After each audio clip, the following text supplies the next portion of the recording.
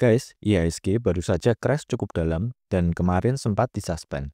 Ini merupakan suspend pertama kali sejak crash COVID yang lalu. Di video ini saya akan share beberapa data, fakta, dan tips khususnya bagi yang mulai gelisah. Anyway, saya beberapa kali mengkritik ekosistem investasi di Bursa Efek Indonesia. Namun saat kondisi sekarang ini, saya tidak mau ikut-ikutan bikin panik, seperti para buzzer di luar sana. Saya harap warga negara Indonesia yang berisik ini segera sadar bahwa mungkin ada kepentingan asing yang bekerja di balik layar untuk memecah belah negara kita. Yang sudah melewati crash 1998, 2000, 2008, 2015, dan 2020 pasti sudah paham bahwa sekarang ini sedang ada kesempatan emas di IHSG. Ini adalah chart IHSG menggunakan time frame 3 bulanan. Jadi satu candle berisi 3 bulan atau satu kuartal. Di bawahnya merupakan indikator yang mengukur berapa dalam penurunan dari titik tertinggi hingga titik terendah dalam suatu periode. Beberapa drawdown yang ekstrim terjadi di tahun 1998, di mana IHSG turun 65%. Tahun 2000, IHSG crash 56%. Di tahun 2008, IHSG crash 62%. Di 2015, 27%. Dan di 2020, IHSG turun 42%. Perhatikan, setelah beberapa kali mengalami beberapa crash, IHSG nyatanya terus menguat setelahnya.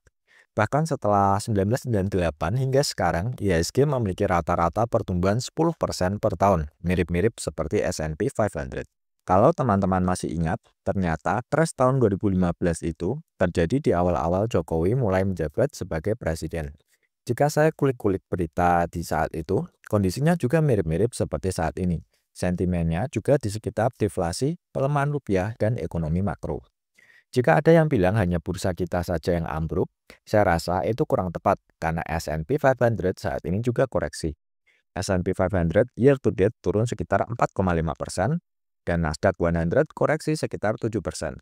Pada indikator drawdown ini, tampaknya saat ini penurunan IHSG masih berada di level 24% dan belum separah crash-crash sebelumnya. Namun ingat, crash 1998, 2008, dan 2020 itu kondisinya jauh lebih parah ketimbang saat ini. Kita juga bisa menghitung berapa candle merah saat terjadi market crash hingga bottom.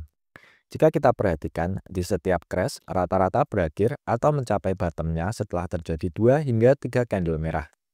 Karena chart ini menggunakan time frame 3 bulanan, maka satu candle berarti satu kuartal atau 3 bulan. Kalau melihat data historis, menurut saya IHSG akan bottom sebentar lagi. Mungkin di kuartal 1 tahun ini atau akhir Maret hingga akhir semester 1 tahun ini. Dengan catatan jika tidak terjadi sesuatu yang lebih parah dari saat ini. Cara paling simpel, kita gunakan saja time frame 3 bulanan dan jika ada 2 candle berturut-turut ditutup merah, kita bisa mulai beli di penutupan candle kedua. Contohnya di tahun 2015, kita bisa beli di penutupan bulan September 2015. Kita juga bisa beli di penutupan bulan Maret 2020. Dengan membeli di penutupan candle 3 bulanan, kita bisa memfilter banyak sekali volatilitas di pasar. Ada yang menarik di grafik candlestick-nya BBRI. Ini adalah grafik candlestick dengan time frame 6 bulanan. Mungkin yang sudah lama trading bisa mengenali karakteristik formasi candlestick ini. Biasanya candle 6 bulan yang saat ini masih berwarna merah akan rebound berbalik arah menjadi hijau di penutupan candle di tengah tahun nanti menjadi pin bar. Jika hal ini benar terjadi, maka BBRI berpotensi besar untuk mengakhiri masa bearishnya. Pasar saham kita saat ini sedang memberikan banyak kesempatan emas. Banyak saham-saham diskon besar-besaran.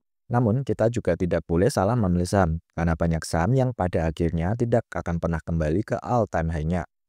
Di masa-masa ini kita fokus saja ke saham-saham yang kinerjanya paling baik. Simpel saja, pilih yang sudah jelas-jelas kuat dan tidak ada masalah di internalnya. Jangan tergoda keuntungan ratusan persen di saham-saham gorengan. Kita juga wajib membeli saham-saham yang rutin bagi dividen. Saat ini banyak sekali saham blue chip dengan yield yang tinggi. Fungsi dari dividen adalah sebagai passive income. Jika ternyata market crash kali ini berlangsung lebih lama dari yang sudah-sudah. Kalau teman-teman membeli saham yang tidak bagi dividen, biasanya banyak yang akan menyerah cut loss di tengah-tengah. Dividen akan sangat membantu psikologis kita melewati masa-masa sulit di pasar saham. Saya sudah pernah melewati crash 2008 hingga crash 2020, baik itu di Indonesia maupun di bursa US. Pelajaran yang bisa saya ambil adalah jangan takut untuk beli di bawah dan jangan takut untuk nyangkut di bawah. Ini terdengar mudah, namun saya mengakui bahwa menjadi agresif saat market crash itu tidak mudah sama sekali. Influencer, ahli ekonomi dan media, hingga suara hati pasti membuat kita menjadi overthinking. Penyesalan saya di market crash 2022 yang terjadi di bursa US kemarin adalah saya kurang berani untuk lebih agresif di awal tahun 2023 karena saya selalu berusaha timing the bottom. Walaupun saat itu saham-saham blue chip di Nasdaq rata-rata sudah turun lebih dari 30% dan Bitcoin sudah turun lebih dari 50%. Akhirnya, saya malah all-in-nya di awal tahun 2024 saat market sudah cukup tinggi. Jika waktu itu saya berani agresif saat market sudah turun lebih dari 30%, profit saya akan jauh lebih besar walaupun saya akan nyangkut dulu beberapa bulan sebelum market rebound. Bahkan yang nyangkut di titik tertinggi sebelumnya di tahun 2021 pun sekarang sudah mendulang return yang lumayan. Pelajarannya, jika kita selalu timing the bottom, kita biasanya malah akan beli di harga yang jauh lebih tinggi. IHSG pasti akan kembali rebound. Jika ternyata IHSG crash lebih dalam, hingga akhirnya semua saham blue chip bangkrut semua, setidaknya kita sudah berusaha semaksimal mungkin dengan melakukan apa yang seharusnya seorang investor saham lakukan.